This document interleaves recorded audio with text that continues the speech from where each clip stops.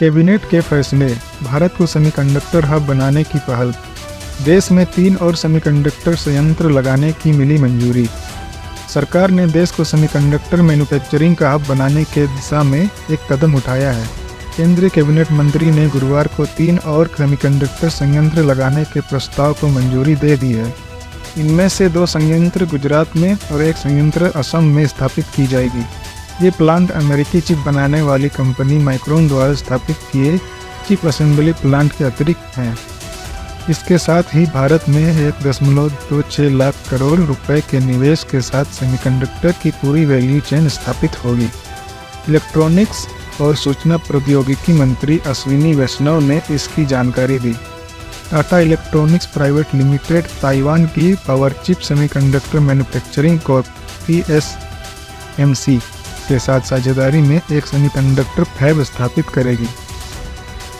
इस संयंत्र की स्थापना गुजरात के धोलेरा में की जाएगी।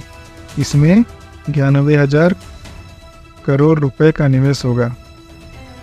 Tata semiconductor assembly and test private limited 27,000 crore रुपए के निवेश से असम के मोरीगांव में एक सेमीकंडक्टर संयंत्र स्थापित करेगी। CG पावर, जापान की रेनेसा इलेक्ट्रॉनिक्स कॉरपोरेशन और थाईलैंड की स्टार्स माइक्रो इलेक्ट्रॉनिक्स के साथ मिलकर गुजरात के सानंद में एक सेमीकंडक्टर संयंत्र लगाएगी, जिसमें 7600 करोड़ रुपए का निवेश होगा। 100 दिनों के अंदर शुरू होगा संयंत्रों का निर्माण। दूरसंचार मंत्री अश्विनी वैष्णव ने कहा कि अगले 100 दिनों के अंदर तीनों इकाइयों का निर्माण शुरू हो जाएगा। प्रति माह 50,000 वेफर का निर्माण किया जाएगा। एक वेफर के अंदर 5,000 चिप होते हैं।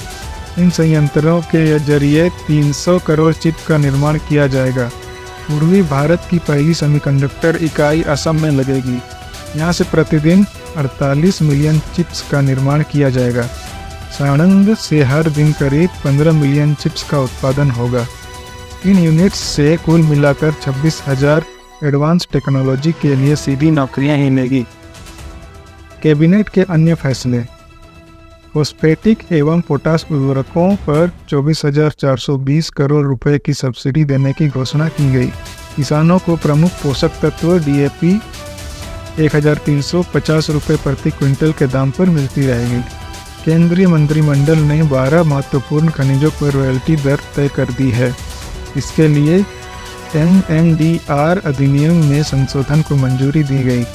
इन खनिजों में beryllium, cadmium, cobalt, gallium, indium, rhenium, selenium, tantalum, tellurium, titanium, tungsten और वेनेडियम हैं।